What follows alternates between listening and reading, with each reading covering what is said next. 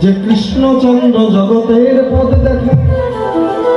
আজ তুমি কিনা বলছো তোমার গোপাল ঘরে যাবার পথ চেনে না, গোঠে যাবার পথ চেনে না।